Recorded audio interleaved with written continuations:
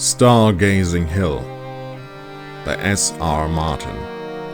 Chapter 1. "So, what does this portal look like?" Kat asked, carrying her bronze-tipped spear lazily across her shoulder so she could let her hands dangle. "It does not look like anything. It's possible to stumble through one without even noticing," Leonard explained, looking back over his shoulder. The mercenary captain gave his youngest subordinate a sharp look when he saw how she carried her spear, and she quickly moved to hold it the way he had shown her. Shaft leaned against her shoulder, tip up, keeping the weapon close to her body so she would not get in the way of other soldiers marching in formation. "And how do we know that we passed it?" she asked. Leonard shrugged. "Someone will lose their pants or something. There's always someone that forgot to swap out his iron for bronze, and then, suddenly, the belt buckle is gone." "Speaking from experience?" she inquired. He winked at her. "Just watch for it."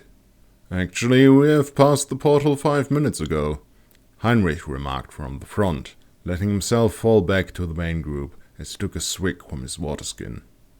"Oh, I'm surprised you noticed," Erica said, letting herself be guided to the front of the group by her assistant.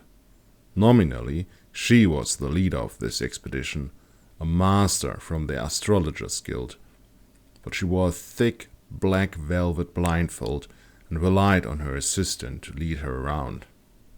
"Most people don't have fine enough senses to perceive the transition," she explained. Heinrich shook his head. "Nor mine. I didn't notice the transition, but I noticed that you stopped for a moment and moved your head as if looking around."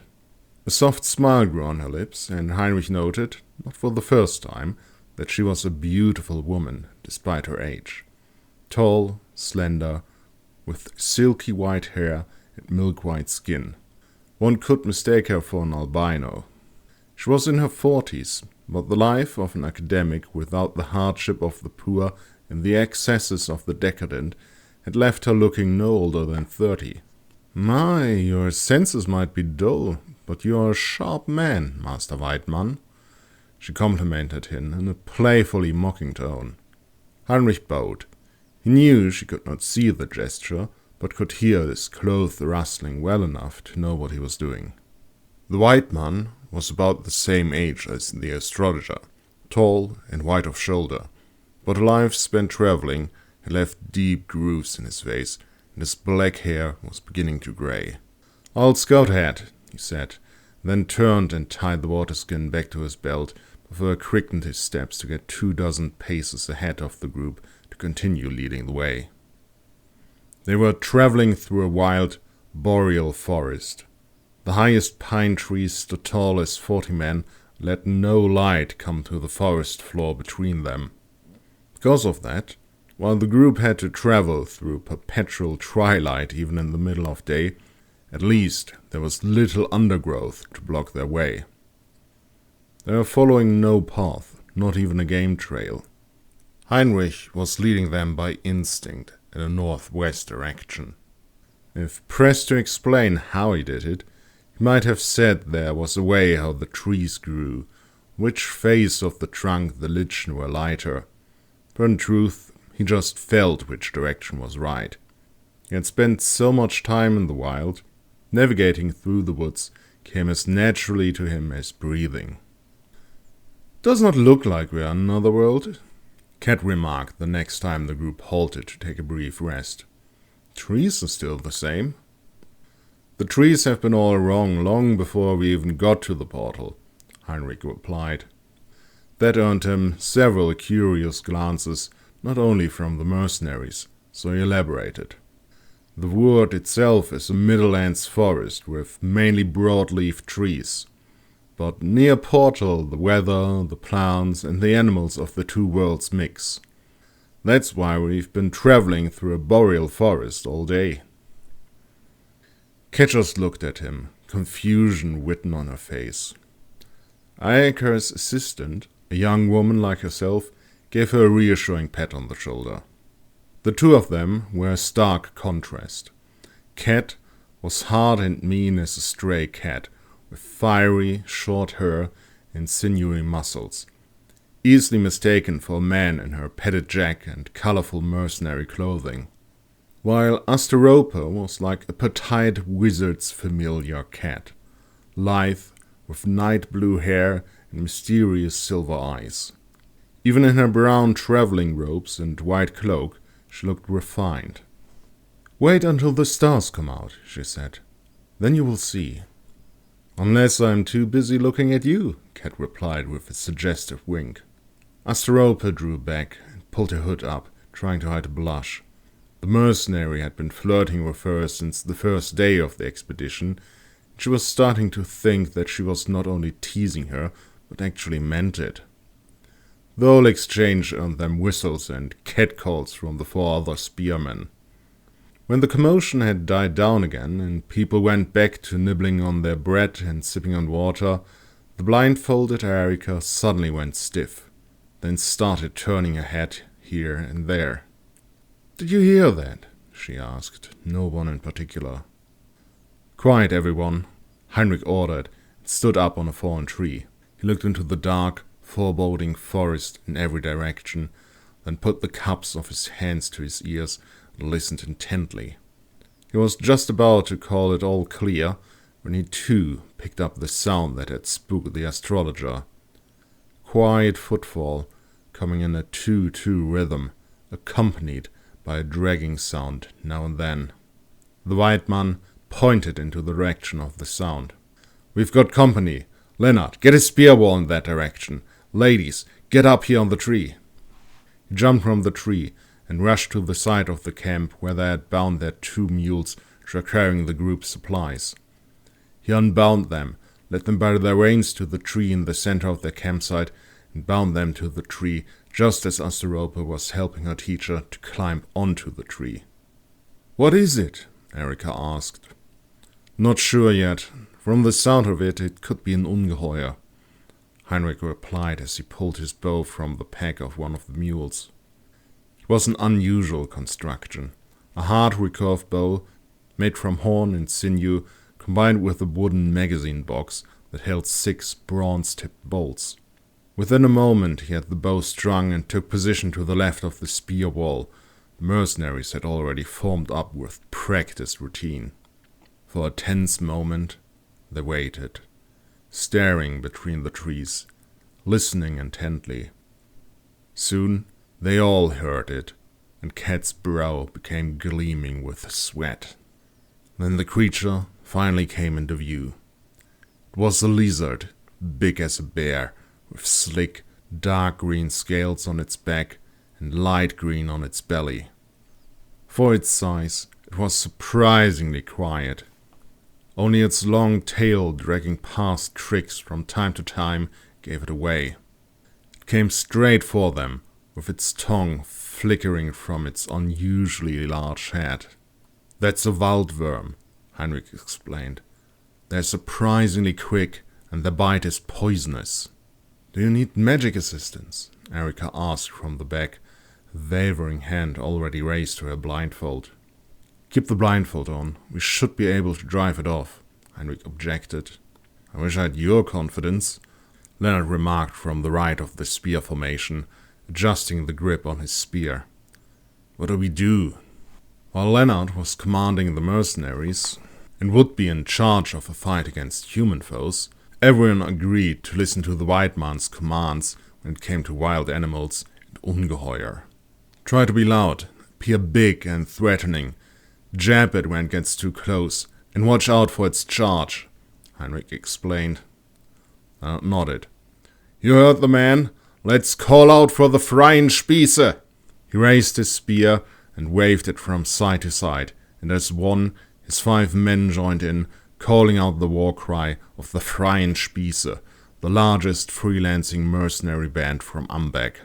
The worm held its approach for a moment, then began walking up at an angle, trying to make sense of what it was seeing. Coming from another world, like many creatures in the Wurd, it was unfamiliar with humans. But in its world, every creature knew to be afraid of it, and its poisonous bite that could kill even the largest of prey. The Ungeheuer slowly rounded the camp. It was soon no longer downwind. The wind carried its smell, the smell of death and decay. Erika grimaced, Asteropa retched, and the mercenary's war cry died down. "Ugh, that's worse than a rat," Heinrich remarked and spat out. "Rat?" Cat cursed. "You've never hunted such a creature?" "These are rare. Even at the White Man's Loge, we only have 2 recorded encounters with these. I'm lucky to know as much as I do. Many Ungeheuer you meet have never been seen by humans before." One of the older mercenaries grimaced. "Well, no one was left alive to tell of the encounter." "Keep it together, man," Leonard barked. "It's just a stupid lizard. Once more, with the spear, for our comrades, for Ambeck!" He called out, and rallied his men, raised their voices as well, redoubling their efforts to appear loud and threatening. But still, the Ungeheuer came closer. Heinrich raised and drew his bow, aiming over the magazine box, pushed the thumb trigger, releasing the string. The arrow flew true and hit the creature on the left shoulder. It jumped back half a step and hissed at the group, presenting long rows of pointy teeth, dripping with poisonous saliva. Sliding the magazine mechanism forward and pulling it back once more, Heinrich readied the next shot within a heartbeat. He aimed at the Ungeheuer again, but didn't shoot yet. He feared he was just making it angry. "Mistress, shoot your eyes. I will cast a light spell," Asteropa said to her teacher.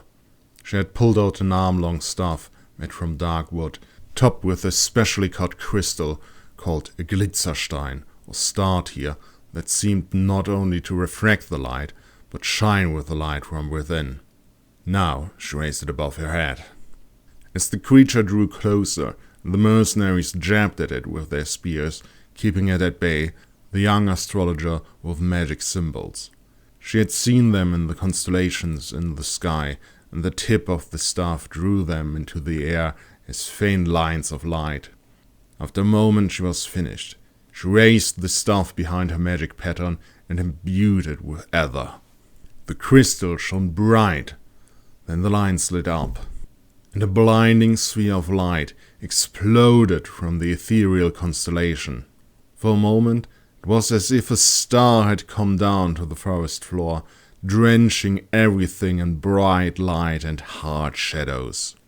The worm hissed angrily, but had enough. As hungry as it was, and as tasty as those warm-blooded creatures smelled, that was not enough to deal with all of this nuisance.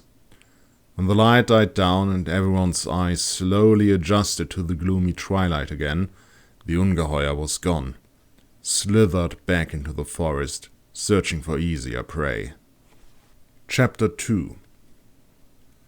The group continued on their way, and a few hours after their encounter with the worm, the forest began to thin out.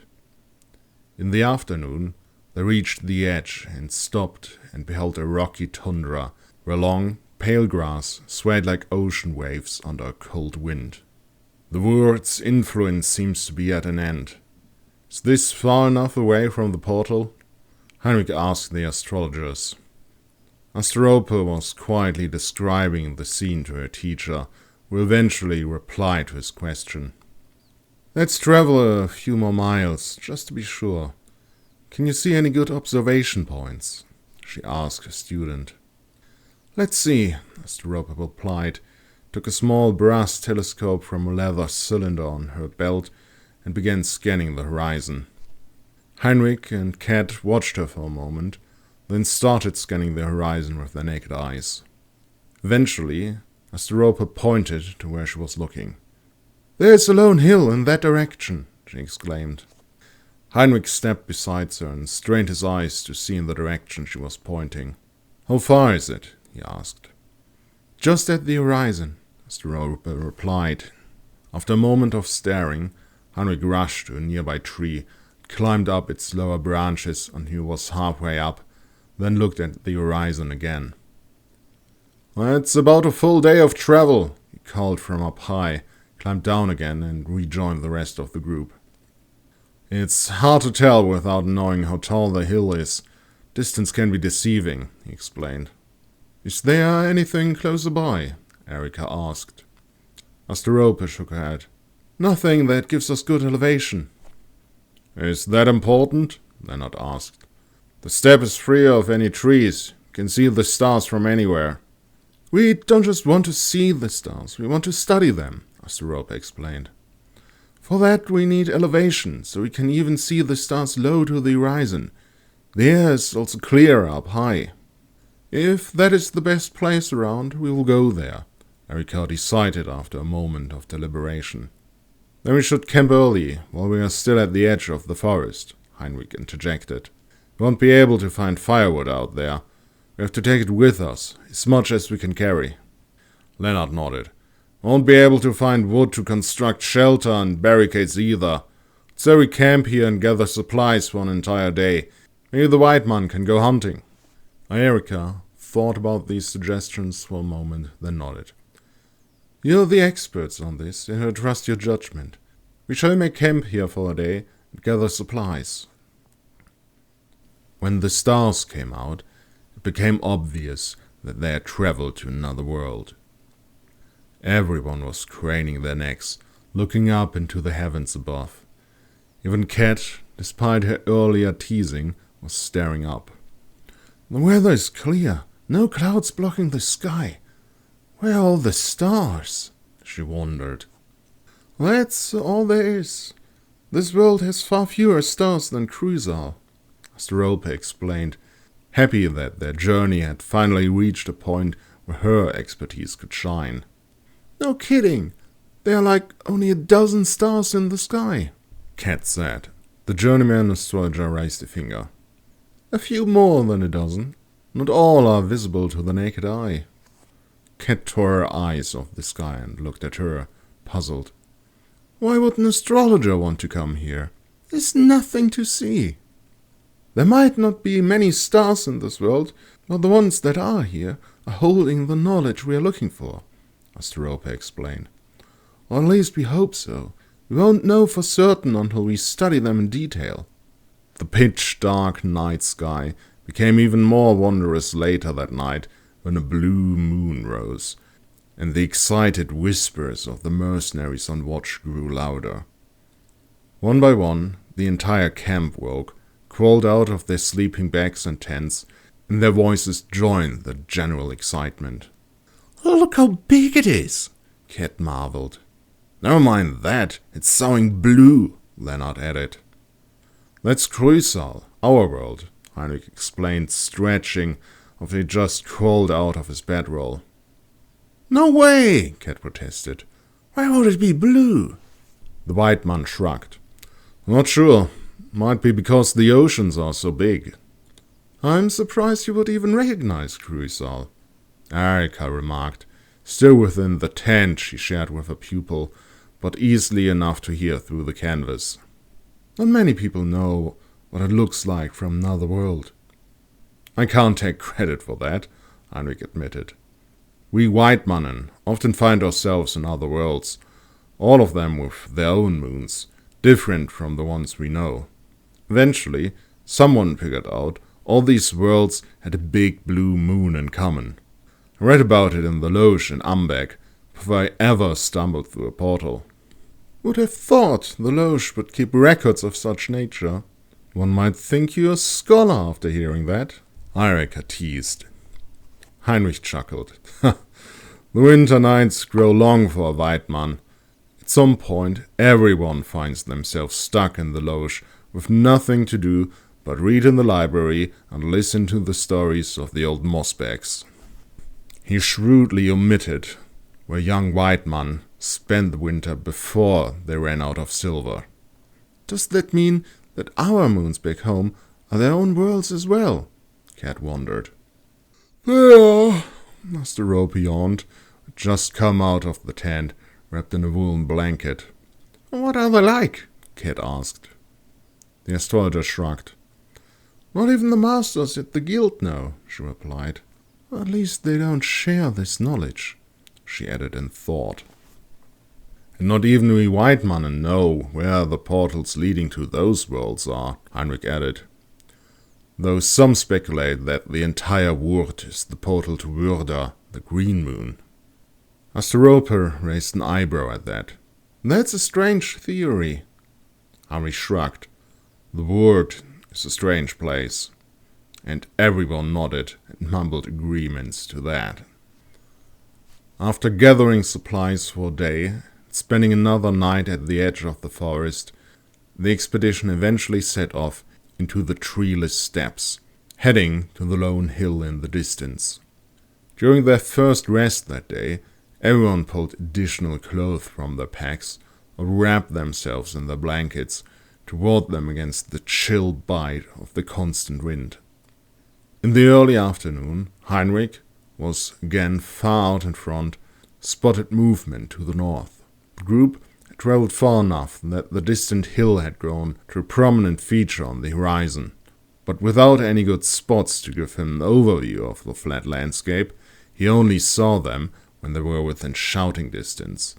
Another group of people. There were men, women, and children, several families by the looks of it. Heinrich counted at least 36 of them. Men with spears quickly moved to the front when they in turn spotted him and the rest of the expedition, who caught up moments later. The mercenaries immediately formed a line, even though the other group made no movement to come closer. They were talking among themselves, pointing at the expedition, gesturing wildly. Asteropa moved to stand beside Heinrich, a telescope already at her eye, to take a closer look. They don't look human. Not exactly. What are they? She asked. Natives to this world, maybe, he replied and held out a hand. May I? She handed him the telescope. He fiddled with the instrument for a moment, only he had the other group in focus. They look human enough, he remarked and returned the telescope. I'll go and try to talk to them. They might know something about the area. You're sure? Asteropa asked, looking concerned. They are armed. So are we, Heinrich replied. Well, they look like they are more afraid of us than we are of them. He stepped forth and gave Leonard a pat on the shoulder. In any case, keep your guard up. I'll come running if things turn sour. You don't have to tell me, the mercenary replied. Heinrich approached the other group with arms held wide, showing his empty hands as a gesture of greeting. After a moment of deliberation, one of the men handed his spear to the man next to him and stepped forward to meet the white man, returning the open-handed gesture. The natives of these steppes seemed strange to the eyes of people from Ambek. The men, women, and children wore thick clothing, sewn together from brown, shaggy furs, and carried heavy spears with broad stone tips, masterfully nabbed from dark flint that glinted in the pale light of the sun. When Heinrich met the envoy at halfway, he towered over his stocky frame by 2 heads, but he would have sworn they weighed about the same. The man was broad of chest and shoulder, with thickly muscled arms. A bushy beard covered most of his face, and he had thick brows and a sloping forehead. But his dark eyes gleamed with intelligence as he eyed the white man, the true stranger to this land, up and down, and wondered over his outlandish attire. They waved at each other, then began pointing and uttering single words. The attempt of communication was awkward and comically to behold, but seemed promising. The mercenaries lowered their spears, and both groups slowly drew closer to catch glimpses of the conversation. Little by little, the exchange sped up, and after half an hour, the 2 men shared a laugh at a joke, and exchanged drinks from flask and waterskin, grinning at the grimaces the other made when trying the unfamiliar beverage. Eventually, they made their goodbyes and went once more their separate ways. So, what did he say? Leonard inquired when Heinrich returned to the expedition. They are people of the steppes, hunters of great beasts. Something like thick-furred elephants, I think. Anyway, they are looking for new hunting grounds. A thick mist has encroached on their old lands. No one that walked into that mist has returned, and their prey has gotten scarce, the white man explained. That mist sounds like the ether that separates the worlds, Erika mused. This world must be shrinking. Eventually it will disappear completely. Heinrich nodded. I told them of the portal to the Wurd, but he explained they didn't dare approach that forest because of the Ungeheuer that live there. I think they will, she said. Once the mist approaches the trees, they will have the choice to either vanish with their world or come into ours. And then there'll be another strange people living in the wood, by water. No wonder that place is so cursed, Leonard lamented. It is remarkable how many worlds connect to ours in this forest, Heinrich agreed, his tone betraying his fascination with the place. It is where the borders of Kuisal are thinnest, Erika added. Anyway, Heinrich continued, the man also warned me of the hill. He pointed at their destination. They don't go there. Giants lived there once. Giants? Cat asked incredulously. He shrugged. Or maybe sorcerers, or gods.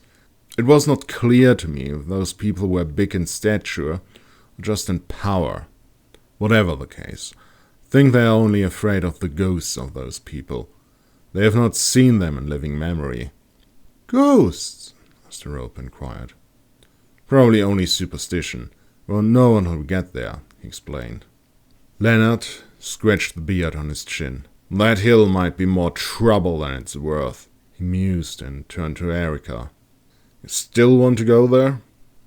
The astrologer nodded. Of course, I'm a scholar, she said. I'm not afraid of ghosts, imaginary or otherwise, she added with a bemused smirk.